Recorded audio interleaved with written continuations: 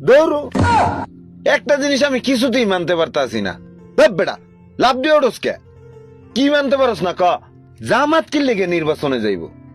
জামাত কেন নির্বাচন করবো আমি বুঝলাম না। তো জামাত নির্বাচনে গেলে তোর সমস্যা কি? সমস্যা না, অনেক সমস্যা। আমার সমস্যা, আমার ফ্যামিলির সমস্যা, বাংলাদেশের অনেক জনগণের সমস্যা। তো তোর ফ্যামিলির কি সমস্যা হবে? এই ধর আমার মা, আমার বোন, আমার বউ।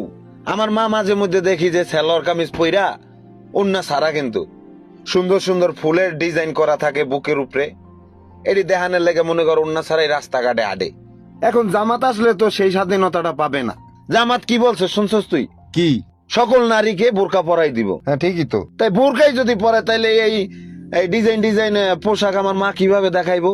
আবার ধর আমার বোনে মাঝে মধ্যে কি সুন্দর সুন্দর ড্রেস পরে, ছোট ছোট শর্ট প্যান্ট, ছোট ছোট টি শার্ট, এটি পরতে পারবো?